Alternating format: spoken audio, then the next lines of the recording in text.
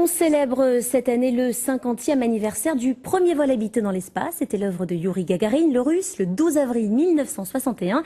Et si la conquête de l'espace vous passionne, n'hésitez pas à vous rendre à Saint-Maximin ce week-end pour les deuxièmes rencontres spatiales. Des scientifiques de renom et un astronaute vont à la rencontre du public pour transmettre leur savoir à travers des conférences et des expériences en direct. Leurs explications sont étonnantes de limpidité. Vanessa Koppen et Jean-Paul Birlein. Tu es droitier? Ouais. Oui, alors regarde avec l'œil droit. Hein, l'œil droit, c'est là. Ah ouais, je vois. Ce que l'on voit à travers ce télescope, c'est le Soleil. On voit une grosse tache rouge qui est le Soleil, avec des toutes petites aspérités sur le pourtour sur sa circonférence, qui sont donc les éruptions solaires. L'aventure spatiale, les pieds dans la pelouse.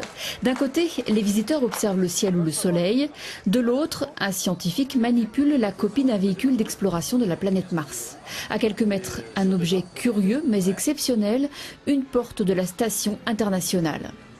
Il existe des modules pressurisés, des sortes de gros bidons que l'on envoie vers la station, remplis de matériel, remplis de vivres. C'est par là que vont passer les astronautes quand ils vont aller récupérer tout le matériel qui est dedans, une fois que ce gros bidon, ce Cygnus, se sera accroché à la Station spatiale internationale.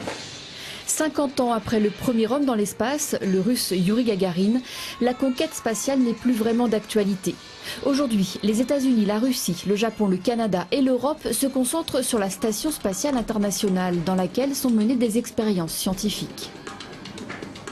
Ça permet de casser certaines molécules, ça permet de travailler sur des bactéries sur lesquelles on ne peut pas bien travailler sur la Terre à cause de la pesanteur. Par exemple, de la recherche sur l'ostéoporose, de la recherche sur certaines atrophies musculaires. On peut le faire dans l'espace. Pourquoi? Parce qu'on est en apesanteur.